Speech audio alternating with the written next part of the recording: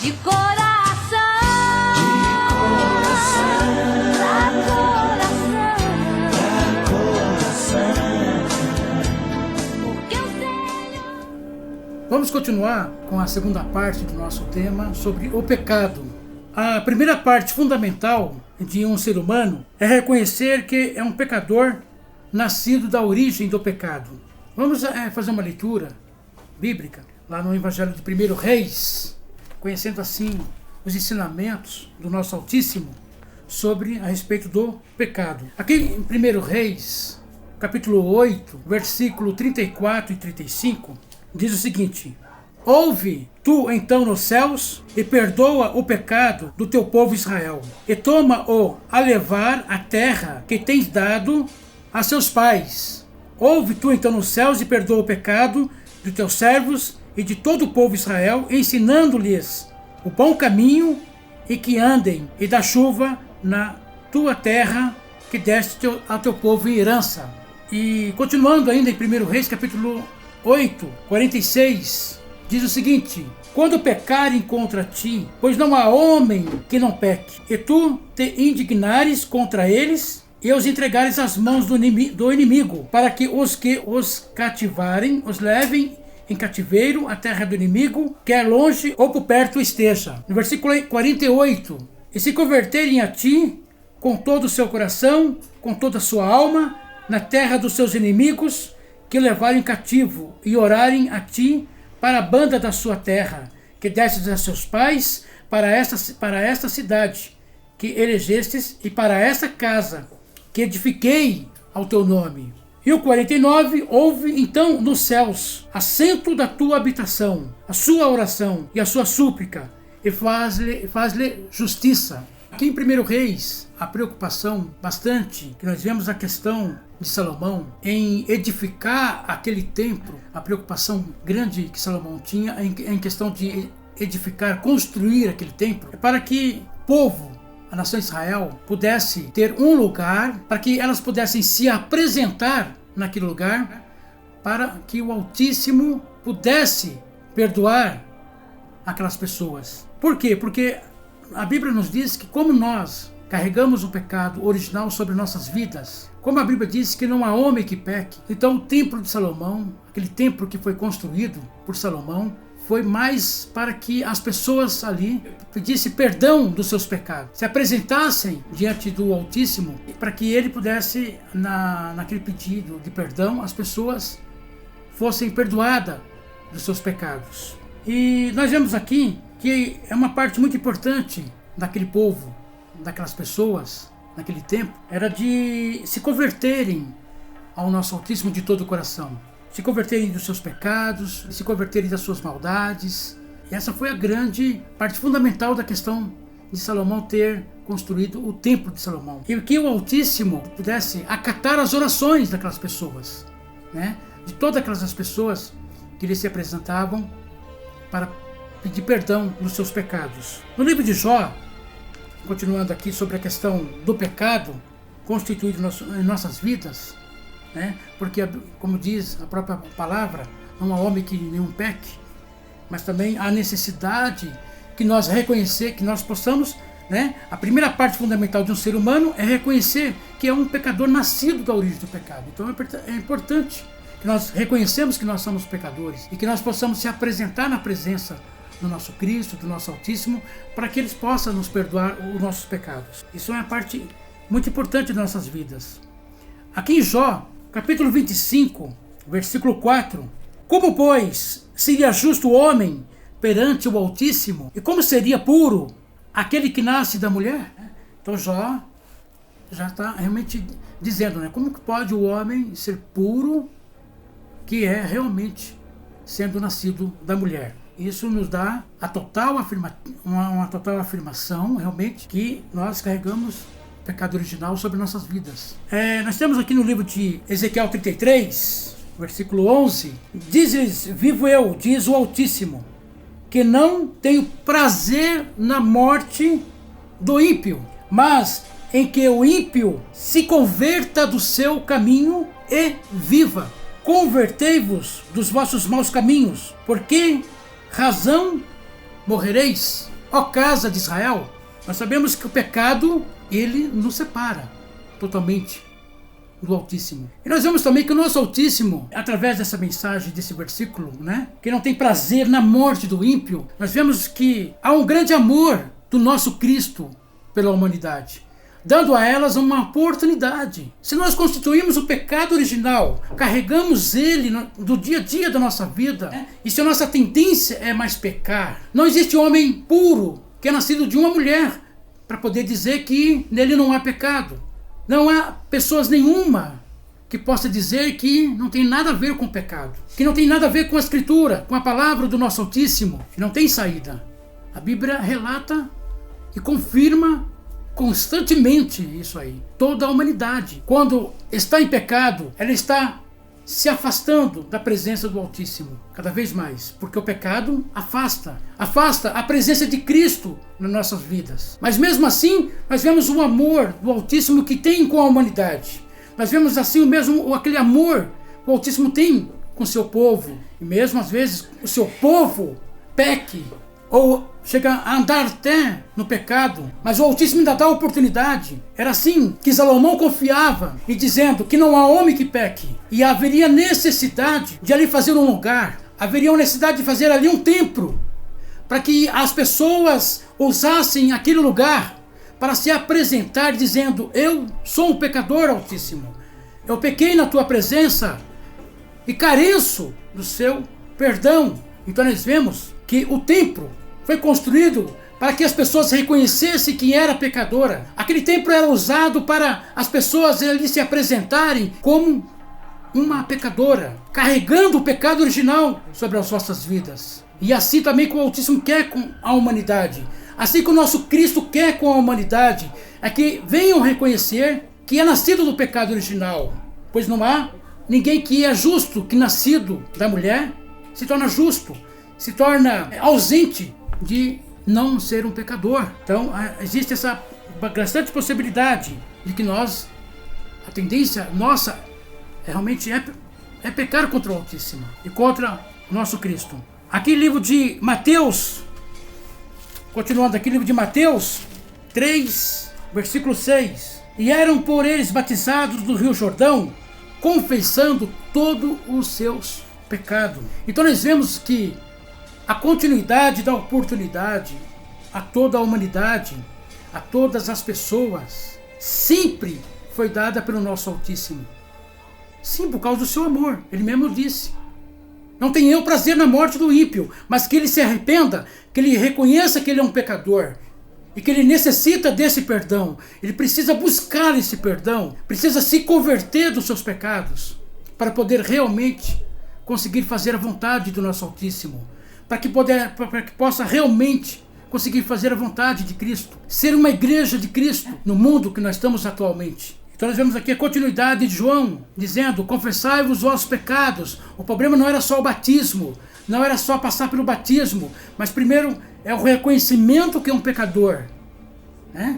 Então o alvo não era só a questão do batismo, mas era um reconhecimento. E as Escrituras vêm até hoje, fazendo com que o homem possa reconhecer que é um pecador e que necessita do perdão do Altíssimo e do nosso Cristo. E hoje nós temos uma oportunidade maravilhosa, porque através de Cristo, que nos perdoa os nossos pecados, nós reconciliamos de volta com o nosso Altíssimo. Antes era o Altíssimo que dava a oportunidade, como assim ele fez com a nação de Israel, constantemente dando oportunidade à nação de Israel, sempre reconhecer que eram pecadores e que precisava do perdão dos pecados daqueles que eles tinham acometidos.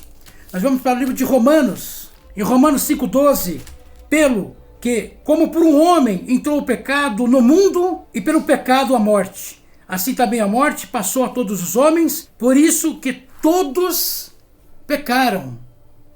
Todos pecaram. A Bíblia é uma afirmação de toda a humanidade. Ela não está especificando somente um povo, mas ela está dizendo todos. Todos, né?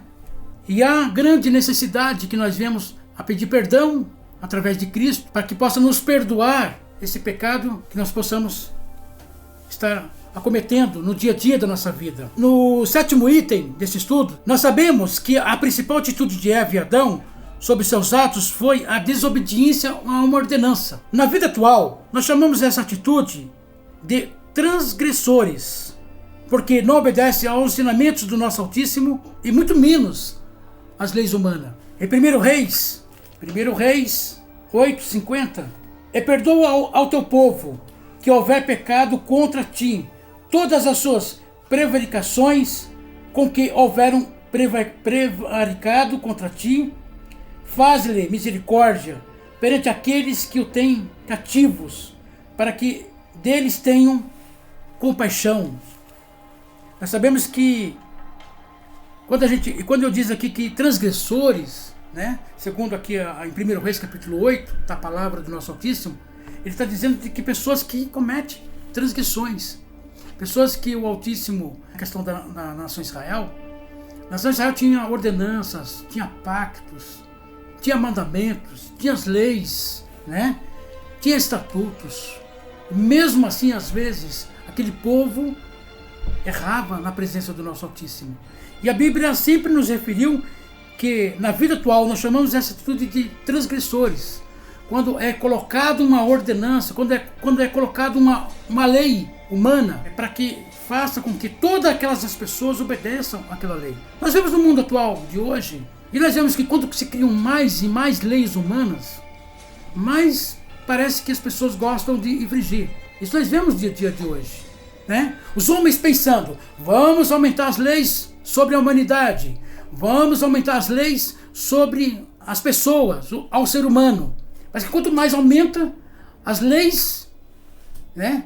Quanto mais se condena aquela pessoa, mais atos e transgressores daquelas leis aparecem mais. Por quê? Porque às vezes é aquilo que a gente tenha dito. Se uma pessoa não obedece ao Altíssimo, se uma pessoa não obedece ao nosso Cristo, e nela já está imputado o pecado original, e ela já tem realmente tendência de pecar, porque não há ninguém que peque, como diz a Escritura, é a palavra que está dizendo, não há sequer ninguém que peque, ninguém nascido da mulher, da madre, né? Então, que não consegue ser justo, porque o pecado está sobre ele. Então, se ele não obedece aos ensinamentos do Altíssimo, como é que um homem vai obedecer leis humanas? Por isso que eu disse, na vida atual, nós chamamos essas atitudes de transgressores. Por quê? Não obedece nem ao ensinamento do Altíssimo e muito menos às leis humanas, porque a tendência é cada vez mais pecar. E quanto mais o pecado aumenta, se nós podemos nos aperceber no nosso dia a dia, a maldade vai multiplicando. Quanto mais o homem acha que não é pecador, quanto mais o homem acha que é livre para fazer aquilo que ele quer, sem ter acima dele um Criador, sem ter acima dele umas leis humanas que impõem um temor. Porque as leis humanas é para impor um temor, que o homem não venha fazer aquele ato, né, por causa das leis humanas que tentam impor um temor a ele. E você já imaginou? Ainda mais ainda quando ele não teme e não obedece às leis do nosso Altíssimo, não obedece à vontade do nosso Cristo sobre as nossas vidas. Em livro de Salmos 36:1, a prevaricação do ímpio diz no íntimo do seu coração: não há temor do Altíssimo perante os seus olhos. Então a Bíblia diz o seguinte, o que a Bíblia está nos fazendo nos discernir espiritualmente, que o homem que não reconhece que é um pecador, que o homem achando que todas as suas atitudes não complicam na sua espiritualidade, ou não tenha nada a ver, né? Não tenha temor sobre coisíssima nenhuma, a catástrofe no mundo se aumenta cada vez mais. Não obedece aos ensinamentos do Altíssimo, não reconhece que é um pecador, não obedece e nem cria temor das leis humanas. E aí a pessoa se acha na posição de realmente fazer coisas absurdas. Nós vemos diariamente, né? Homens de uma hora para outra dando a seu ato, através da sua indignação, né? Ele está ali realmente agindo da sua própria consciência, da sua própria vontade, sem temor nenhum, sem temor ao Altíssimo, sem temor às leis humanas, nenhum. Vai lá e age como uma coisa simplesmente normal. Mas para o Altíssimo não. Para o nosso Cristo, essa atitude não é normal, é uma atitude pecaminosa. Para as leis humanas, aquilo não é um temor, mas as próprias leis são feitas para gerar um temor, para que aquele ato não possa acontecer. Mas por que será que acontece? Por causa que realmente não obedece nem aos ensinamentos do Altíssimo, nem aos ensinamentos de Cristo e nem às leis humanas. Vamos para Isaías 46, 7 e 8. Sobre os ombros o tomam, o levam e o põem em seu lugar. Ali está do seu lugar, não se move, e se recorrem a ele, resposta nenhuma dá, e nem livra alguém da sua tribulação. Lembrai-vos disso e tende ânimo, reconduze-o ao coração, ó prevaricadores. Então a Bíblia está dizendo que quando o homem haja por si mesmo, por sozinho, a Bíblia diz que quando ele se sente atribulado, ele praticamente está sozinho. Quando o homem comete os seus atos pecaminosos, quando ele se sente atribulado, é o momento que ele se sente sozinho. Porque não tem amparo nenhum por causa dos seus atos acometidos. Livro de Oséias 6, 7, diz o seguinte: mas eles transpassaram o concerto, como Adão, eles se portaram alevosamente contra mim. Aqui realmente ainda o Altíssimo sempre cobrando através dos profetas, sempre a atitude da nação Israel. Porque hoje para nós, a atitude de Israel, dentro das Escrituras, elas não ensinam. É como aquele povo se comportava no seu dia a dia das vossas vidas. Como aquele povo se comportava na presença do Altíssimo, sendo que eles tinham pacto, tinham ordenança, tinham mandamentos, tinham as leis, tinha tudo aquilo, mas mesmo assim os profetas se levantavam contra a nação Israel, levantavam contra o povo, mesmo assim com tudo aquilo que eles tinham de ensinamento do nosso Altíssimo para poderem viver segundo a vontade do nosso Altíssimo. Realmente ainda os profetas se levantavam contra ele, contra aquele povo. E a gente tem hoje a Escritura como um espelho para nós. Um espelho de nós entendemos a condição de estar, como está o mundo de hoje, como está a humanidade de hoje, o caminho que a humanidade está direcionando hoje. A palavra do nosso Altíssimo se torna um espelho e também se torna um espelho para nós que somos igreja. Como é que vamos se proceder dentro desse meio, desse modernismo, de toda essa mudança do dia a dia da vida de cada pessoa. Ela também se torna espelho para isso também, para como nós vamos conduzir no mundo que quanto mais as pessoas não reconhecem que é pecadora, quanto mais as pessoas não obedecem aos ensinamentos do nosso Altíssimo, quanto mais as pessoas não obedecem às leis humanas, para lhe gerar um temor, para não praticar os atos que são praticados, a Igreja de Cristo, ela tem que saber como é que ela vai conseguir conviver no meio de toda essa mudança que está havendo cada vez mais. Vamos entrar na parte B, que diz o seguinte: o que nos ensina a Bíblia sobre o pecado da desobediência. Então agora vamos espelhar nas Escrituras algumas passagens bíblicas para entendermos, quando a pessoa ela pratica o ato, o que o Altíssimo, lá da sua morada, lá nos céus, olha para aquele ato praticado daquela pessoa. Vamos para Gênesis capítulo 19, 17 e 26. E aconteceu que, tirando-os fora, disse: escapa-te por tua vida, não olhe para trás de ti, e não pares em toda esta campina, escapa lá para o monte, para que não pereças. Versículo 26. E a mulher de Ló olhou para trás e ficou convertida numa estátua de sal. Nós vemos aqui uma passagem bíblica, o quanto a obediência é importante para os ensinamentos do nosso Altíssimo, o quanto é importante a obediência para o nosso Cristo, é importante para nossas vidas. Então nós vemos que a Ló, os anjos, chegaram em Ló, junto com a sua mulher e suas filhas, e disse: não olhe para trás, sempre para frente. Vão subir no monte, mas não olhe. A mulher de Ló, quando estava subindo quase na metade do monte, para se ausentar de Sodoma e Gomorra, olhou para trás. Então nós vemos a questão bíblica, os ensinamentos. Ela se converteu numa estátua de sal, Por quê? Porque ela olhou.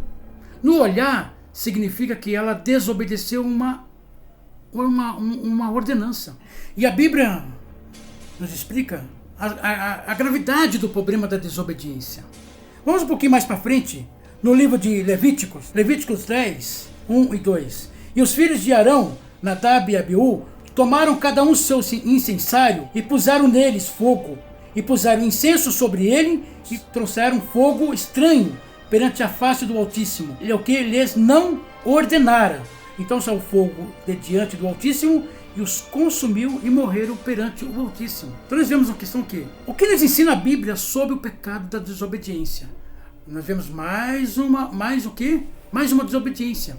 Nadab e Abiú não cumpriu a ordenança, não cumpriu o ensinamento que realmente Arão tinha passado para eles. Arão tinha ensinado para eles que teria que ser daquele jeito. Eles tomaram a frente e fizeram ela totalmente diferente daquilo que realmente o que Arão tinha lhes ensinado. Então nós vemos que eles desobedeceram a uma ordenança. Em livro de Deuteronômio 11, 28, diz o seguinte: porém a maldição, se não ouvirdes os mandamentos do Altíssimo e vos desviardes do caminho que hoje vos ordeno, para seguir outros deuses que não conheceis. Aqui também é uma ordenança do nosso Altíssimo para a nação Israel, que seria, eles iriam receber bênçãos se eles realmente obedecessem e fizessem a vontade do nosso Altíssimo. Nós temos também aqui em Deuteronômio, capítulo 30, 2, e te converteres ao Altíssimo e deres ouvido à sua voz, conforme a tudo o que eu te ordeno, hoje tu e teus filhos, com todo o teu coração e com toda a tua alma. Então nós vemos que, continuando a conhecer aqui através do ensinamento do nosso Altíssimo no Antigo Testamento, sempre é dado uma ordenança para que eles possam sempre poder cumprir realmente aquilo que o Altíssimo tinha ensinado para eles. No livro de Josué, conhecer um pouco mais também o que nos ensina a Bíblia sobre o pecado da desobediência. Josué 7, 11. Israel pecou e até transgrediram o meu concerto, que lhes tinha ordenado, e até tomaram o do anátema. E também furtaram, e também mentiram, e até debaixo da sua bagagem o puseram. 20. E respondeu Acã a Josué: verdadeiramente te pequei contra o Altíssimo, e fiz assim e assim. Então nós vemos aqui que Acã, o que Acã fez? Ele foi lá, cobiçou algo no seu coração, bateu os olhos em algo, uma manta, em algumas coisas de ouro, umas coisas muito importantes, e cobiçou no seu coração aquilo, pegou aquilo e levou para consigo, sendo que o Altíssimo tinha dado uma ordenança que aquilo não poderia acontecer. Nenhum homem poderia agir ou praticar aquele ato. E Acã fez isso. E qual foi o preço? O preço é que Josué, quando partia para a guerra, ele era derrotado. Partia a segunda vez para a guerra, era outra vez derrotado. E a derrota estava constantemente acontecendo nas guerras de Josué, até que o Altíssimo tocou no coração de Josué, dizendo: olha, um homem está no meio de vós, e ele está em pecado. Ele pecou contra mim. E aí foi onde que Josué foi procurar quem era esse homem, e acabou achando em Acã. Mas vemos que a desobediência, ela tem as suas causas. A desobediência tem os seus efeitos. Por isso que é importante nós aprendemos a obedecer ao nosso Altíssimo. Por isso que é importante nós aprendemos em obedecer ao nosso Cristo. Aprender o que realmente Cristo quer que nós venhamos a fazer no nosso dia a dia da vida. Porque o pecado, ele gera um conflito. Ele gera algo de tribulação, de tristeza, ou um agravamento muito grande na vida das pessoas. Josué partia para a guerra, uma vez, perdia. Voltava eles derrotado. Até que uma hora ele perguntou ao Altíssimo: o que está acontecendo? O efeito da desobediência de Acã resultou nas derrotas de Josué quando partia para a guerra. Mas apenas era que um homem. Mas um homem que estava em pecado. E o Altíssimo queria realmente depois mostrar para Josué, dizendo o seguinte: olha, aquele homem tem um homem que pecou. Enquanto ele continuar em pecado, vocês serão derrotados, porque eu me ausento de vocês. O Altíssimo, como a gente sempre tem dito, por isso que o pecado original na nossa vida, por isso nós temos que reconhecer A primeira, como eu disse anteriormente, a primeira parte fundamental do ser humano é reconhecer que é um pecador nascido da origem do pecado. Porque o quanto nos afasta do nosso Altíssimo as consequências do pecado. No livro de 1 Samuel 13, 9. Então disse Saul: trazei-me aqui um holocausto, ou ofertas pacíficas, e eu oferecerei o holocausto. Vamos saber? Será que essa atitude de Saul era correta? Será que o rei de Israel estava agindo corretamente? Vamos ver que a Bíblia nos ensina? Vamos então para o versículo 13. Então disse Samuel a Saul: obraste neciamente e não guardaste o mandamento que o Altíssimo te ordenou, porque agora o Altíssimo teria confirmado o teu reino e sobre Israel para sempre. Porém, agora não subsistirá o teu reino, já tem buscado o Altíssimo para si um homem segundo o seu coração, e já lhe tem ordenado o Altíssimo que seja chefe sobre o seu povo, porquanto não guardaste o que o Altíssimo ordenou. Então nós vemos o quê?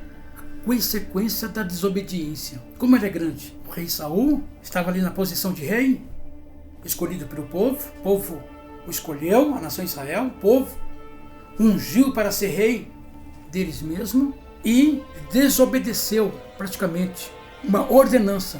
Segundo as Escrituras, segundo o ensinamento da palavra do nosso Altíssimo, só quem poderia fazer isso era Samuel e não Saul. Saul não tinha essa posição de assumir, de poder fazer um holocausto. E simplesmente por ele achar-se rei da nação Israel, ele poderia fazer isso. Mas segundo a palavra, segundo Samuel, disse que ele cometeu um pecado de desobediência. Então a desobediência em relação ao pecado, ou nossos atos, ela tem respostas. Ela tem respostas. E respostas da desobediência, ela não é muito boa, às vezes, quando nós desobedecemos. De coração